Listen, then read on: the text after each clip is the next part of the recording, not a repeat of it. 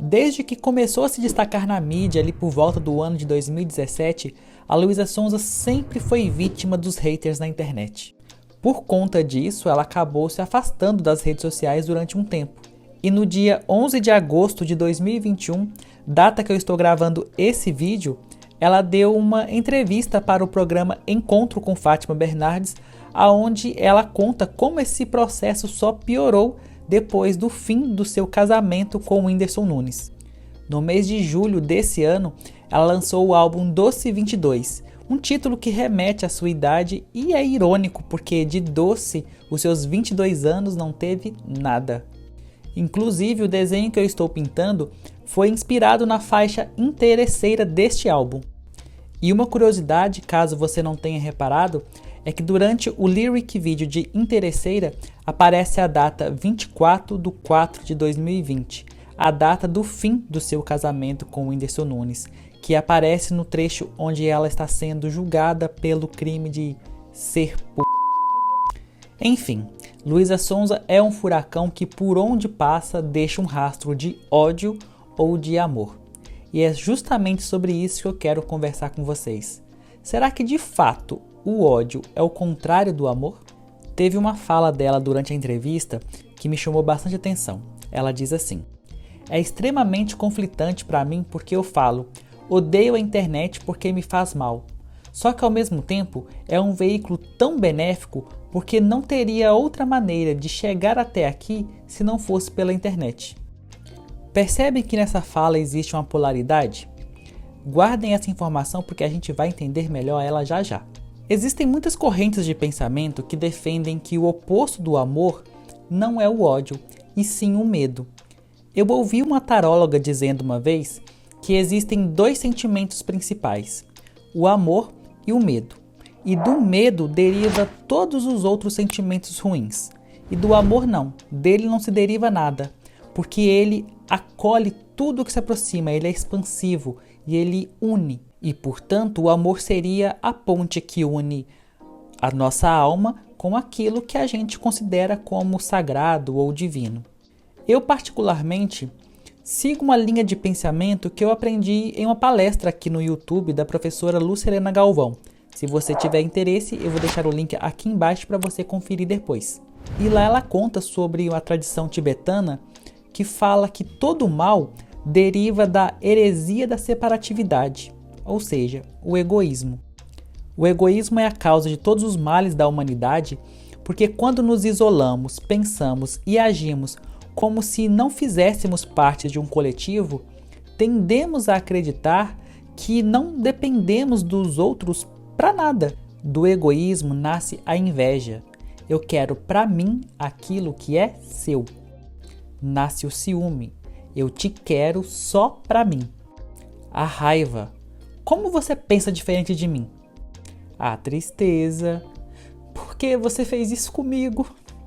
E por aí vai.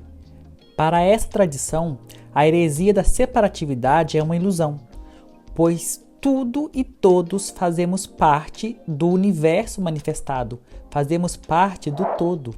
E independente se você acredita em algo sagrado, divino, ou seja lá o que for, de um ponto de vista ético e moral, sabemos ou deveríamos saber que querer o mal de alguém não faz bem pra gente.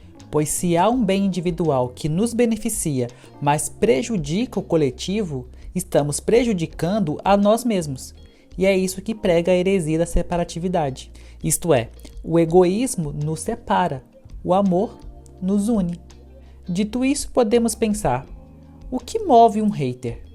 No início da música Interesseira, a Luísa Sonza manda um recado para eles dizendo assim: "Interesseira, eu fazendo o meu trabalho escutando só besteira, sem talento, sem graça, forçada, como é me ver com milhões dizendo que eu não valia nada?" Mas podemos imaginar o quanto deve ser doloroso e difícil ter que conviver com esses ataques gratuitos todos os dias, né?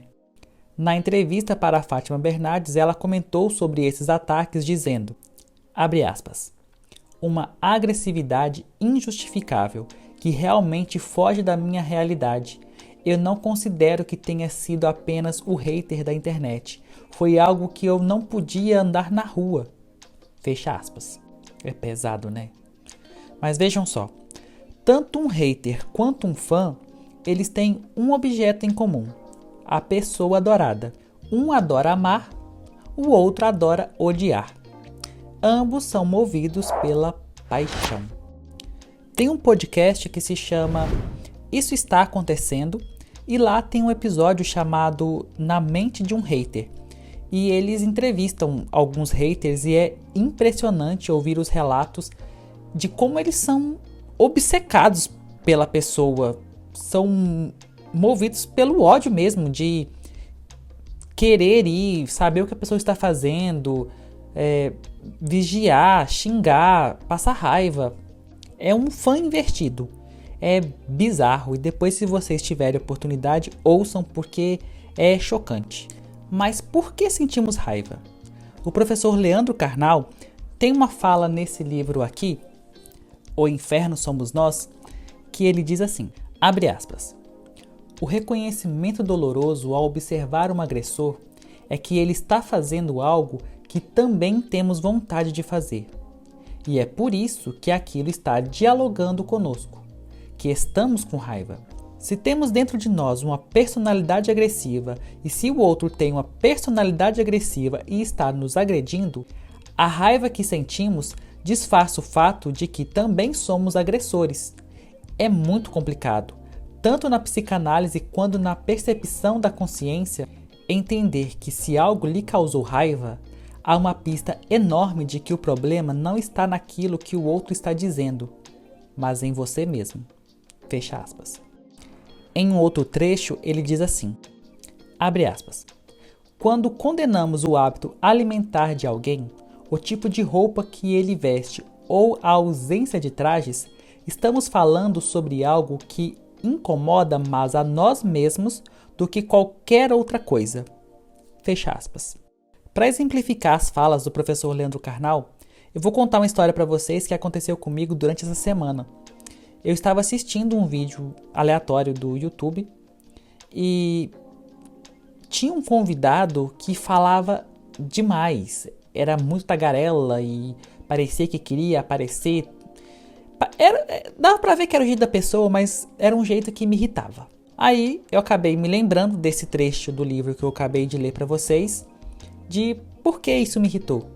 Porque de alguma forma, mesmo que de forma inconsciente, a pessoa tagarela, ela foi, no caso, um espelho daquilo que eu também sou. E eu me vi ali de alguma forma, né? Mesmo que na hora eu nem tenha pensado nisso. Realmente é inconsciente, mas acontece. Naquele momento, ela representou aspectos de mim que eu tento corrigir. Falar demais, não pensar no que está falando, né? Ser impulsivo, fazer brincadeiras inapropriadas às vezes. Isso acontece comigo direto. Eu tento melhorar isso em mim, porque eu sei que às vezes eu passo dos limites. E por agir dessa forma, eu já me dei mal diversas vezes. Então, aquela pessoa, naquele momento, representou algo em mim que me irrita, que eu tento mudar, que eu sei que eu preciso ser vigilante para não cometer os erros que eu já cometi no passado. Então, é um espelho, e ao me ver nesse espelho, inconscientemente, me provoca, porque eu me reconheço ali também. Da mesma forma que eu sei que dentro de mim também habita a agressividade, a raiva, a inveja, o ciúme. Todos os defeitos do mundo existem dentro de mim. E ao ver esses defeitos manifestados fora, eles comunicam com aquilo que eu também sinto. Dá para entender? Dentro de cada um de nós existem todos esses sentimentos. Eles fazem parte da natureza humana. É totalmente normal. Mas dá para transformar esses sentimentos. Existe um livro chamado O Caibalion, que é um livro de filosofia hermética do Antigo Egito, e em um dos seus capítulos ele fala sobre o princípio da polaridade.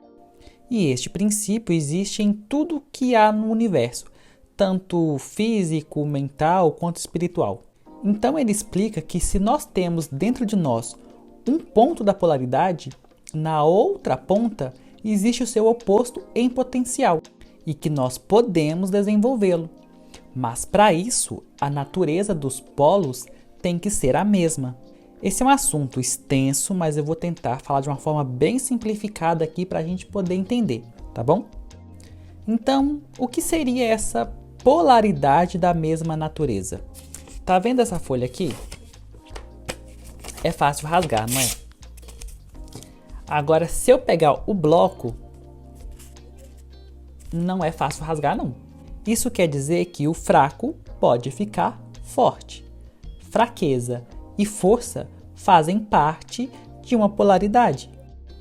Agora, tá vendo essa água aqui?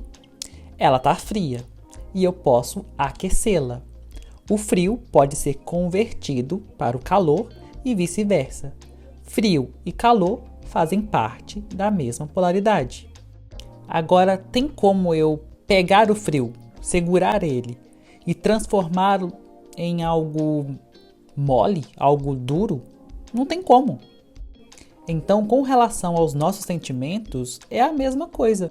Se existe um sentimento dentro de mim, qualquer que seja, por mais inferior que ele pareça ser, eu posso convertê-lo em um sentimento mais puro, desde que faça parte da mesma natureza.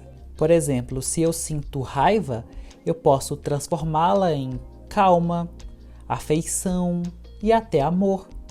Se eu sinto avareza, eu posso transformar em caridade. Esses sentimentos, eles fazem parte da mesma natureza, mas estão em polaridades opostas. E é por isso que eu não posso transformar a raiva no frio, no calor, porque não tem a mesma natureza. Então, da próxima vez que você ver um hater, tente entender que ele está vibrando em uma polaridade muito baixa, mas ele não é um caso perdido. Se possível, ajude, ou simplesmente ignore. A indiferença costuma ser um bom remédio, mas perceba que se ele cruzou o nosso caminho foi para nos ensinar algo. E a maior lição que podemos aprender com o hater é que ele não é um exemplo a ser seguido. E, portanto, não vale toda a nossa atenção e nosso sofrimento. Se você é novo por aqui, não esqueça de deixar o seu like e apoiar o canal se inscrevendo e ativando o sininho das notificações. Você também pode deixar aqui embaixo algum comentário falando o que você achou desse vídeo e compartilhe com quem você achar que irá gostar. Um grande beijo e até a próxima!